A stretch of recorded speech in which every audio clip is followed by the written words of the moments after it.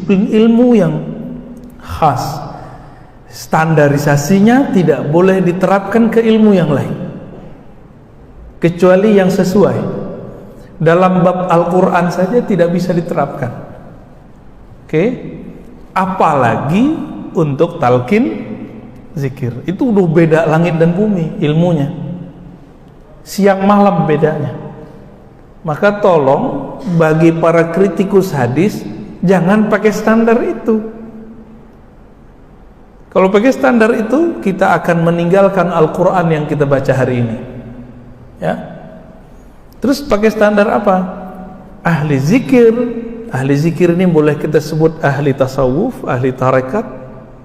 Malu ya, takut ya sebut tarekat ya. Orang hari ini malu nyebut tasawuf. Ya, masjid ini kayaknya udah insaf ini. Insya Allah ya. Saya di mana-mana itu dipesenin sama pengurusnya. Di sini enggak ya. Ustaz, jangan sebut-sebut tasawuf, Ustaz. Kenapa? Jamaah sensitif. Loh, jamaah ikut Ustaz atau Ustaz ikut jamaah? Bengong pengurusnya. Ya. Loh, kalau antum begitu, kapan jamaah naik pangkat? Ya? Kapan jamaah naik makom? Gitu-gitu aja ntar. Ya. Jadi saya menghimbau kepada semua pengurus masjid, kajian tasawuf dijadikan kurikulum. Kalau nggak masjid rame terus Pak. Masalah Sayyidina rame, zikir keras rame, cuma kunut rame. Itu ada imam yang ditonjok kunut, karena nggak ada tasawuf di situ. Tasawuf itu intinya akhlak. Akhlak itu nggak mungkin kalau orang nggak adil dengan dirinya. Orang adil dengan dirinya baru muncul ketenangan di kolbu. Kalau udah tenang nggak mungkin nonjok orang. Ya. Ini cuma masalah kunut. Apalagi kalau imamnya zikir keras, oh bisa diteriak-teriakin ntar. Bapak saudara makan Allah. Jadi standarnya ahli fikih itu beda lagi. Standarnya ahli hadis beda lagi. Standarnya ahli Quran beda lagi. Standar ahli tasawuf, ahli tarekat yang mereka sebut gurunya dengan mursyid, itu standarnya khas. Apa standarnya? Ayyakuna wasilan ilallah. Ilmunya nyampe kepada Allah. Rasa bertuhannya sahih, bukan rasa-rasa setan ya. Rasanya itu murni. Nah, ini yang kemudian mereka transfer kepada muridnya. Mereka dapat dari gurunya, gurunya dapat dari gurunya. Bersambunglah rasa itu kepada Rasulullah sallallahu alaihi wasallam. Maka mereka nggak puas, dihantamlah sanad zikir, yaitu Al-Hasan Al-Basri, imam tabi'in, itu kan berguru ke Sayyidina Ali. Sayyidina Ali ini wafatnya tahun 40 lebih kurang. Mereka berusaha mengatakan bahwa Al-Hasan Al-Basri tidak bertemu Sayyidina Ali, berarti sanad zikir terputus. Nah, ini cara mereka. Bagaimana kita nanggapinnya? Kita kembali ke ahli hadis saja kalau emang mereka ngeritik hadis. Imam Ibnu Hajar Al-Asqalani yang mensyarah Sahih Bukhari. Jadi Sahih Bukhari itu syarah terbaiknya itu syarah Imam Ibnu Hajar. Diikuti oleh muridnya Imam Sakhawi, lalu muridnya yang kedua Imam Suyuti. Mengisbat, menetapkan bahwa Imam Al-Hasan Al-Basri, Imam Tabi'in, betul-betul bertemu dan berguru kepada Sayyidina Ali. Mereka nggak puas itu. Jadi ingin melemahkan. Habis itu bilang apa? Oh, sanad ente kepada Ali, berarti ente Syiah. Nah, hati-hati. Kita boleh tidak senang kepada Syiah, tapi jangan nggak senang kepada Ali. Ya, bisa bedain? Boleh nggak senang ke Syiah, kritiklah Syiah nggak apa-apa, tapi berani ngeritik Ali. Orang yang disebut Syiah itu pro Ali, anti selain Ali, disebut Rafidah. Rafid itu dia menyerang selain Ali. Sedangkan orang yang mengkritisi Sayyidina Ali disebut dengan Nasibah, bukan Nusaibah ya, Nusaibah beda lagi. Nasibah, kelompok yang suka mengejek ahlul bait, keluarga Nabi sallallahu alaihi wasallam. Di dalam hadis Imam Al-Hakim, Sayyidina Ali datang kepada Nabi sallallahu alaihi wasallam lalu bertanya, wahai Rasulullah, tunjukkanlah kepadaku aqrabut turuq ilallah wa ashaluha, jalan pintas menuju Allah yang paling mudah, paling dekat, yang enggak ribet-ribet, enggak perlu pakai suluk 40 hari, kira-kira begitu. Yang bayangin suluk 40 hari udah serem aja nih ya. Ada Pak metode ringkasnya. Kalau suluk 40 hari kan itu thariqah para nabi. Nabi Yunus 40 hari di perut ikan, Nabi Musa 40 hari di Tursina, Nabi Muhammad di Gua Hira 40 hari. Ali bin Abi Thalib mikir, ini kelamaan ini 40 hari ya. Terus gimana? Yang gampang wahai Rasulullah. Apa kata Nabi? Alaika bidmudawamati dzikrillah. Ya. Hendaklah engkau mudawamah, konsisten berzikir dalam keadaan sir ya, sepi ataupun jahar ya. Kita keraskan, kita lembutkan, ramai ataupun sendiri. Kata Sayyidina Ali, wahai Rasulullah, kalau itu saya juga udah tahu ya, kira-kira begitu kalamnya. Saya pengen yang khusus. Maka disuruh duduk ya, kamu duduk sini. Apa kata Nabi? Ghammid ainaik. Tapi di hadis Imam Hakim itu ada tambahan tengahnya. La taqumus sa'ah. Tidak terjadi kiamat sampai tidak ada yang berbaca Allah, Allah. Enggak ada kiamat kalau masih ada yang baca Allah, Allah. Tapi Dajjal keluar, Pak, walaupun ada orang baca Allah, Allah. Ya. Dajjal sama kiamat kan masih jauh. Masih jauh. Ya, tapi jauhnya bukan 1 abad, bukan enggak nyampe. Lalu Nabi sallallahu alaihi wasallam mengatakan, ghammid ainaik wa qul la ilaha illallah. Pejamkan matamu lalu bacalah la ilaha illallah. Pejam mata. Maka metode memejamkan mata bukanlah dari Hindu Buddha ya. Ini ada yang nggak ngerti hadis ini, dikira oh nggak boleh memejamkan mata. Kenapa? Tasyabuh bil Buddhiyin, menyerupai orang Buddha, menyerupai orang Hindu, nggak nyambung ya. Kebetulan kita sama-sama menjamkan mata, mereka menjamkan mata, itu urusan mereka, urusan kita hadis ini ya. Berdasarkan hadis ini kita ringkas saja cerita hadisnya. Ulama kita kemudian meriwayatkannya sebagaimana Sayyidina Ali mendapatkannya, menirukan model yang ada di situ. Menirukan ini disebut dengan hadis musalsal bizikrillah atau musalsal bitalqin. Hadis menirukan gaya guru, gaya sumbernya hadis ini, keadaan orang yang mengajarkannya, disuruh duduk, disuruh pejam mata, semuanya dibaca sekian kali. Itu ditirukan semua. Namun yang meriwayatkan ini juga dua. Ada versi ahli hadis, pejam-pejam mata juga, tapi nggak ada rasanya. Ada yang versi ahli zikir, dipejamkan mata, tapi ada namanya prakondisi, dikondisikan kolbunya sehingga kolbunya siap menerima la ilaha illallah. Nah itu yang disebut talqin. Hadis ini dianggap sahih oleh Imam Hakim, tapi ketika saya teliti paling tinggi cuma hasan. Wal hasanu yuhtajju kas sahih. Hadis hasan dipakai dijadikan hujjah seperti hadis sahih. Di riwayat Imam Ahmad hadisnya juga dhaif, tapi sudah naik menjadi hasan li ghairihi. Nabi bertanya, Ubadah bin Samit, temannya Sayyidina Ali. Apa kata Nabi? Hal fikum gharib. Adakah di antara kalian orang yang gharib? Kalau versi Imam Tabarani, Imam Hakim, gharib di situ artinya orang ahlul kitab. Tapi versi ahli zikir, gharib itu orang yang belum siap menerima talqin zikir. Dan kita ini rata-rata disebut gharib. Maka saya tidak termasuk orang yang ngobrol talqin, Pak. Kita buat conditioning, zikir dulu ya Hayyu ya Qayyum, itu metode aja ya, supaya tidak gharib. Gharib ini merasa asing, aneh, ini zikir apa lagi nih si Ustadz gitu. Itu orang yang menganggap zikir itu sesuatu yang baru. Maka gharib siapa saja yang belum mengenal bab zikir, belum menghendaki ilmu zikir, belum menghendaki talqin, belum siap ditalqin, itu disebut gharib. Ini versi kita, versi saya maksudnya ya. Maka Nabi mengatakan tutup pintu.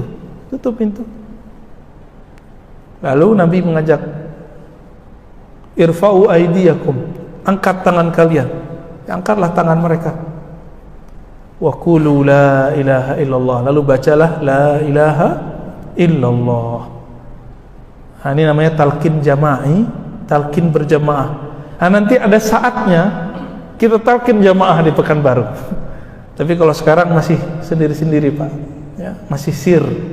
Ada saatnya kalau jamaah di sini sudah siap, udah nggak gharib lagi, baru kita bimbing zikrullah, insya Allah ya.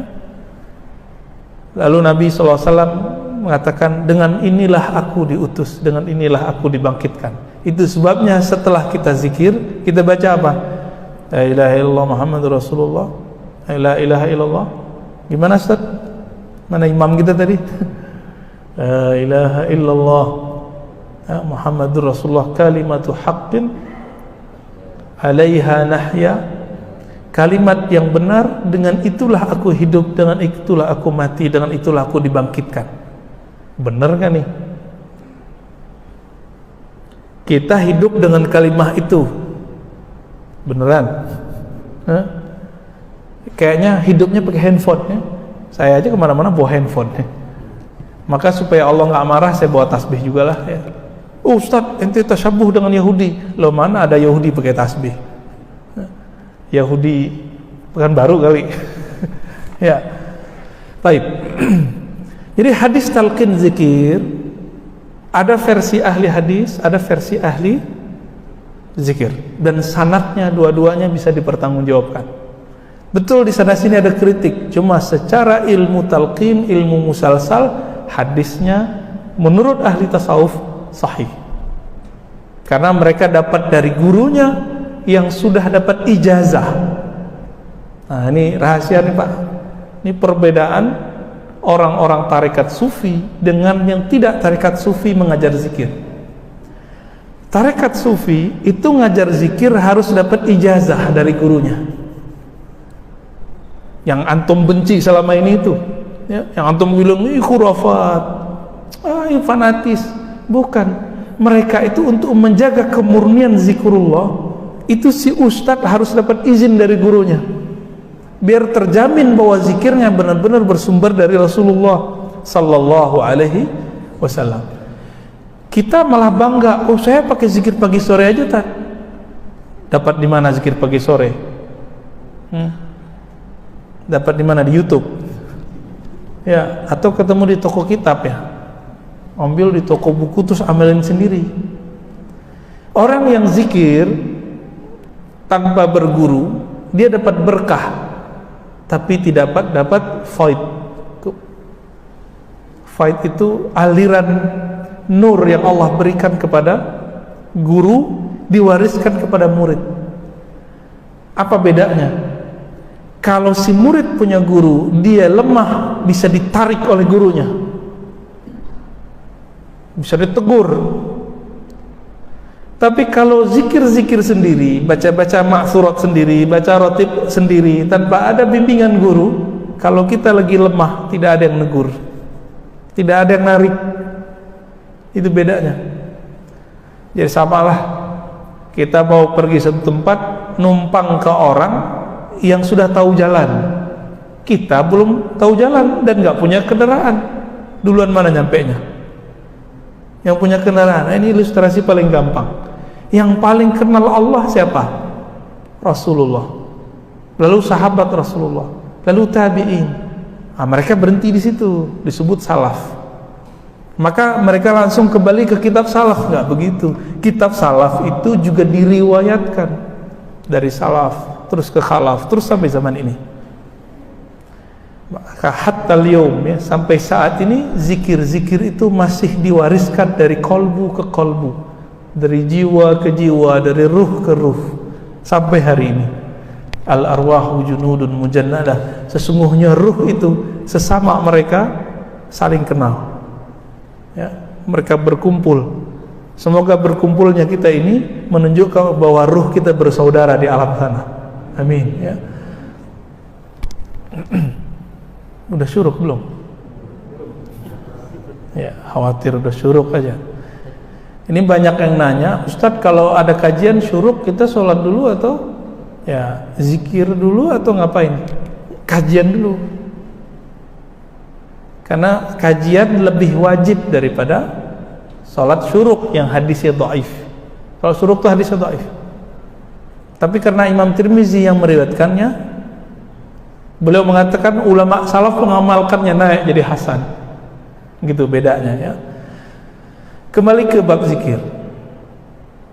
Nabi itu ada yang mengajarkan zikir secara personal, fardi namanya. Ada yang jama'i. Ada yang secara tertutup, ada yang secara terbuka. Begitu Nabi metodenya.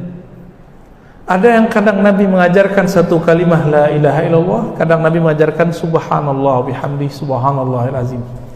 Satu kali istri Nabi Safiyah itu dia punya biji kurma sama kerikil digabung 4.000. Itu zikir dari subuh sampai Nabi balik. Nabi balik itu kira-kira waktu duha. Duhanya yang sudah naik jam 9 atau jam 10. Kira-kira kalau dari subuh sampai jam 9 berapa jam itu zikirnya? 4 jam ya? 4 jam zikir, Pak. Istri Nabi loh, ya. Nabi pulang, dalam hadis yang sahih Nabi berkata, ya, hadis Abu Daud, wahai istriku, maukah engkau aku tunjukkan zikir yang lebih afdal daripada ngitung? Yang tadi Nabi larang enggak? Enggak. Nabi enggak larang kok. Cuma Nabi lagi ingin menaikkan kurikulumnya dari zikir menghitung kepada zikir tidak perlu menghitung. Ini yang dilupakan oleh orang yang tidak punya zikir dan ijazah talqin. Jadi dia dapat hadis dijadikannya untuk menghantam zikir pakai hitungan. Nabi mengatakan di situ, afdal min dzalik, yang lebih afdal dari zikir menghitung. Bukan berarti zikir menghitung tidak bagus. Ini baik, ini lebih baik. Begitu. Hadza hasan wa hadza ahsan.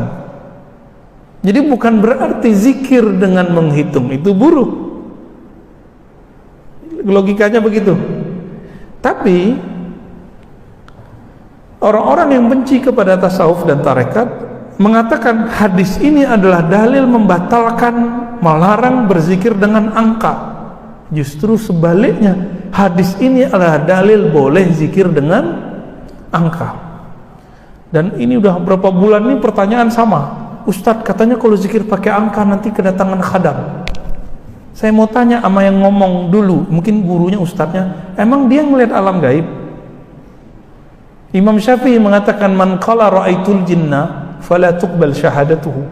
Orang yang ngaku-ngaku ngerti alam jin, ya, dia bilang lihat jin, khadam segala macam, tidak diterima persaksiannya, apalagi pengajarannya. Orang kayak gitu dipercaya hari ini, Pak. Dia nggak pernah melihat alam khadam, dia nggak pernah melihat alam jin. Emang jinnya senangnya sama apa sih? Main tebak-tebakan. Iyattabi'una illa dhann. Mereka itu cuma tebak-tebakan. Nih kalau zikir pakai angka tertentu nanti datang khadam. Asal-asalan. Persoalan itu kemudian dijelaskan oleh para ulama berdasarkan hadis ini. Baru Nabi ngajarin kuli, katakanlah wahai istriku, subhanallah bihamdi subhanallah azim, adada khalqihi wa zinata arshihi wa ridha'a nafsihi wa midada kalimatihi. Boleh dibalik ya. Itu zikir secara ilmu hadis boleh dibaca siapa aja, tapi secara ilmu qalbu kalau belum sampai ke rasa ini maka nggak ada efeknya. Coba diterjemahkan. Subhanallah bihamdi, subhanallah azim, adada khalqi. Maha suci Allah, maha hebat Allah, sebanyak bilangan makhluknya. Waktu antum zikir begitu, ingat lafaznya atau ingat maknanya? Saya yakin antum ingat lafaznya aja. Ternyata ahli zikir itu punya istilah, ada namanya zikir jama'i atau zikir kullu jasad. Zikir kalau zikir semua bagian tubuhnya merinding. Zikir itu sudah dilewati oleh Sayyidah Safiyah. Sekarang ada zikir di atas itu. Zikir alam semesta, itu dia. Subhanallah bihamdi, subhanallah azim, adada khalqihi. Maha suci Allah, maha hebat Allah, sebanyak bilangan makhluknya.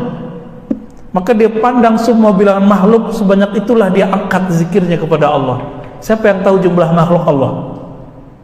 Ada yang tahu Pak jumlah makhluk Allah? Di tubuh aja kita nggak tahu. Di tubuh ini berapa sel kita nggak ngerti. Karena hanya Allah yang tahu. Nah ini rahasia lagi, naik pangkat lagi tuh Sofia. Hanya Allah yang tahu jumlah bilangan makhluk di tubuh ini dan di alam semesta. Maka zikir ini sebenarnya zikir menyerahkan makna zikir kepada yang punya nama. Ya Allah, maha suci Engkau, sesuci yang Engkau mau. Karena yang tahu jumlah makhluk cuma Engkau. Berarti ini zikir nggak pakai logika biasa lagi, dia pakai logika Nabi. Karena Nabi lah yang pernah diperjalankan melewati semua alam semesta. Ini Nabi itu udah masuk Pak ke semua lini alam. Maka disebut beliau rahmatan lil alamin. Rahmat yang rahmatnya memancar ke semua alam semesta. Jadi rambut kita aja itu dapat rahmat dari Rasulullah Sallallahu Alaihi Wasallam. Orang kafir aja dapat Pak, dapat rahmat. Rahmatnya Rahman, ada rahmatnya Rahim. Semua makhluk Allah dapat rahmatnya Rahman. Tapi kalau Rahim khusus kepada orang yang percaya kepada Sayyidina Rasulullah Sallallahu Alaihi Wasallam. Jadi dalil yang sama bisa dibaca dengan cara yang berbeda. Jangan ngotot dengan pemahaman yang saklek itu ya. Jadi dalilnya sama nih. Dalil mengenai hadis Nabi mengajarkan zikir tanpa hitungan kepada Safiyah. Ternyata itu adalah dalil juga bahwa zikir itu ada kurikulumnya. Ya, nah, itu yang disebut ijazah. Jadi Nabi ngasih ngajar Sofiyah itu ijazahnya Pak. Nah dulu pernah nggak dapat perintah pengajaran dari guru? Ayo sini saya ajarin zikir. Pernah nggak digituin sama guru? Nggak ya? Ya saya dengar orang zikir, saya zikir aja Tat, gitu ya. Nah, itu namanya taklid. Biar zikirnya berangkat dari taklid kepada ittiba, maka zikirnya harus ditalkin. Kan antum dari dulu ngomong-ngomong taklid mulu nih, kita nggak boleh taklid. Ayo, kalau zikir nggak taklid harus ambil talkin. Gitu. Cuma Sayyidina Ali Nabi talkin kan setelah kolbunya siap. Kita kan belum siap, jadi belum dikasih talkin Pak. Teman-teman BPR sebagian besar sudah kita talkin zikir tuh ya. Nggak tahu diamalin apa enggak ya, urusan mereka ya. Ada yang ngamalin, ada yang enggak ya. Baik, udah syuruk ya? Ya. Katanya mau tanya jawab. Langsung tanya jawab aja lah, antum kali ada yang mau ditanya. Ya, fadal.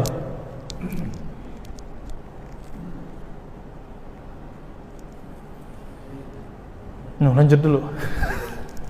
Ya udah. Jadi tadi itu dalil zikir. Jadi dalil zikir berangka dengan tidak pakai angka, dalilnya sama tuh. Hadis riwayat Imam Abu Daud. Nah, yang benar itu memahaminya, kita tidak mengatakan ini benar mutlak. Bahwa zikir dengan angka itu adalah kurikulum awal orang belajar zikir. Orang tuh butuh angka, butuh batas, limit, butuh latihan. Namanya latihan ada angkanya. Bagaimana dengan yang mengatakan tadi zikir dengan angka tertentu bisa mendatangkan khadam? Kalau begitu Rasulullah yang pertama kedatangan khadam. Kenapa? Nabi kalau zikir angkanya berapa? 33, 10, 25, 33, 70, 100. Itu angka yang dicontohkan. Nabi nggak nyontohin kepada Sofiyah angka 4000. Lalu kenapa dia berzikir 4000?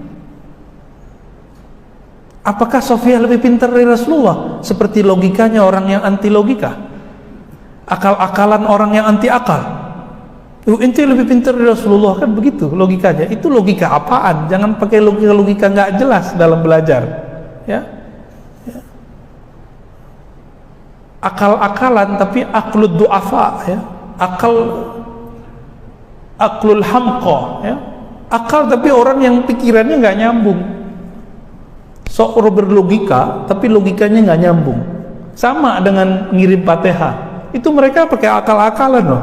Kenapa? Mentok. Imamnya Ibnu Qayyim menyebutkan 29 dalil bahwa amalan orang hidup sampai ke orang mati, maka Fatihah termasuk. Mereka akal-akalin. Emang Rasulullah melakukan? Nah, itu akal-akalan namanya, Pak. Nggak pakai dalil dia nolaknya, pakai akal-akalan. Ya. Saya pernah menyebutkan di masjid ini bahwa Sayyidina Abu Hurairah zikir setiap hari 12.000. Itu angka bukan? Dan itu disebutkan oleh Imam Ibn Sa'ad, Imam Zahabi, Imam Al-Mizzi, dan riwayatnya sahih. Itu Abu Hurairah kedatangan khadam kalian. Ya. Jadi zikir dengan angka tertentu, yang penting ada guru yang nyuruh. Gurunya ahli zikir punya sanad kepada Rasulullah. Itu jaminannya langsung Rasulullah sallallahu alaihi wasallam. Kalau sahabat Nabi, mereka boleh berkreasi, dapat ayat, wahai orang beriman, sebutlah nama Allah sebanyak-banyaknya. Uzkurullaha zikran katsira. Surat Al-Ahzab Al-41, ya. Sofiyah menganggap 4.000 itu banyak, maka dia zikir 4.000. Abu Hurairah menganggap 12.000 itu banyak, maka dia menganggap inilah penafsirannya. Jadi sahabat itu mencoba menafsirkan. Nah, tafsiran itu sampai di zaman ini menjadi sebuah thariqah. Jadi thariqah itu jangan dibayangkan orang suluk-suluk doang. Suluk itu salah satu metode dalam thariqah zikir. Ada thariqah ringkas, cuma karena ringkas hasilnya ringkas juga. Kalau yang mau khalwat 40 hari hasilnya juga lebih bagus. Orang kursus 40 hari dengan orang yang kursus cuma lewat YouTube sehari 10 menit, beda nggak hasilnya? Beda lah, ya. Kira-kira begitu Bapak Saudara Allah. Jadi kita hidupkan lagi sunnah ini, sunnah talqin zikir, sunnah zikir berjamaah, sunnah zikir sendiri-sendiri. Nah, di sini sudah ada zikir jamaah, ikutin aja, nggak usah malu-malu, ya. Ikutin zikirnya, nanti terasa gemaknya. Nah, ini ada adab kalau imam ngajak kita zikir, jangan kita mendahului imam, jangan kita lebih pelan dari imam, standar. Kapan zikir itu suaranya menjadi energi? Apabila suaranya satu frekuensi. Jadi nggak ada yang duluan, nggak ada yang telat, sama. Itu sebabnya juga ada majelis ratibul haddad. Itu kalau ratibul haddadnya mereka satu hati dan suaranya satu, semuanya akan majzub, ditarik oleh Allah SWT dan merasakan nikmat zikir. Nah, tapi kalau nggak ada kesetaraan suara di situ, hilang deh, ya. Jadi nanti kalau imamnya zikir, ikutin, Pak, ya. Imamnya kencang gitu kencang, imamnya lembut lembut. Jadi imam saya sarankan tidak hanya zikir cepat, la ilaha illallah, pelan-pelan dulu, la ilaha illallah, pelan-pelan aja, Pak, la ilaha illallah, pelan-pelan, lama-lama cepat boleh, ya. Tapi jangan teriak-teriak juga pakai mic, ya. Nanti terganggu orang lain. Baik, saya rasa cukup lah, ya. Ya, fadal. Assalamualaikum. Alhamdulillah. pertanyaan pertama yang selalu kita dengar la ilaha illallah. Tadi ya subhanallah walhamdulillah ada lagi yang lain-lainnya. Banyak zikir yang kita dengar ya. Pertanyaan pertama, bagaimana pendapatan kapan waktunya dan bagaimana kita membaca la ilaha illallah Allah subhanallah walhamdulillah subhanallah dan lain-lainnya. Pertanyaan pertama. Yang kedua, pertanyaan bulan puasa ini ada Ustaz melakukan suruh dan di mana kapan? Terima kasih Ustaz. Iya. Assalamualaikum warahmatullahi. Yang kedua, saya jawab aja, ini masih musim corona ya. Kita WFH Pak. Maka kita buat SFH, suluk from. Tapi kalau ada zona yang sudah kuning, hijau, Bapak ke sana aja. Ya, ikut khalwat di mana aja boleh. Zikir itu intinya percaya kepada Allah, percaya kepada Rasulullah, menghormati guru, pasang adab, usul ilallah, langsung Allah terima Pak. Nggak mesti sama saya atau sama siapa gitu ya. Yang pertama tadi pertanyaannya tentang bagaimana menempatkan zikir. Kan ada hadis afdalu dzikri la ilaha illallah, hadis Imam Tirmizi. Zikir paling afdal adalah la ilaha illallah. Zikir itu terjemahan. Kalau saya nerjemahin nggak begitu. Zikir paling lezat adalah la ilaha illallah. Ada zikir juga astagfirullah. Kapan ditempatkan? Zikir istighfar itu namanya zikir prakondisioning. Jadi sebelum kita menikmati kelezatan zikrullah la ilaha illallah, bersihkan dulu wadahnya. Ini gelas saya bersihkan dulu, baru saya tuang air. Airnya bersih, tempatnya kotor, saya jijik Pak mau makan, mau minumnya. Benar ya? Kalau sudah begitu, tempatnya terbuka, kasih penutup supaya kalau ada lalat masuk dia nggak nempel ke dalam.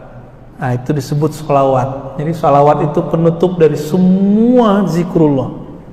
Jadi pangkalnya istighfar, puncaknya la ilaha illallah, ujungnya sholawat kepada Rasulullah SAW. Maka siapa yang berzikir tidak dimulai istighfar, dia tidak akan merasakan getaran-getaran zikir.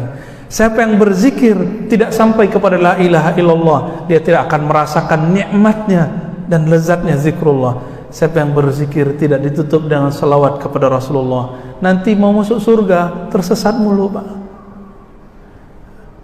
Di padang mahsyar baru bangunnya udah sesat, bahkan di alam barzakh dia tersesat. Jadi supaya gak tersesat bagaimana? Nah, maka ada orang gak sabar, langsung aja deh kita salawat, ya boleh juga. Kan banyak nih sekarang lagi banyak zikir salah penggunaan. Benar gak? Lagi menghadapi tukang sihir pakai sholawat ya. Sholawat itu mahar langit dan bumi. Ini istilah baru ya. Apa kata Nabi? Siapa yang berdiri dari satu majelis ya. Kita menambahkan yuhyi wa yumit wa huwa ala kulli syai'in, dia menghidupkan yang mati. Tapi di hadisnya begitu doang. La ilaha illallah wa la syarikalah lahul mulku wal hamdu, dia berkuasa atas segala sesuatu. Ini dibaca, intinya ada di la ilaha illallah. Kalau Bapak nggak fokus di kalimat setelahnya, cukup baca la ilaha illallah. Berapa kali? 100 kali. Yang nggak sempat lagi duduk habis sholat, buru-buru mau kerja, ya di motor. Terus yang ketiga, karena semua zikir tanpa sholawat tidak sampai kepada Allah, maka wajib sholawat. Jadi sholawat itu bagi saya bukan sunat Pak. Yang bilang sunat udah lewat udah ya. Sholawat itu wajib hukumnya. Kenapa wajib? Bahkan lebih wajib dari sholat. Sholawat itu lebih wajib dari sholat. Kalau nggak ada sholawat, sholawat nggak naik. Kalau nggak ada sholawat, sholat tidak naik.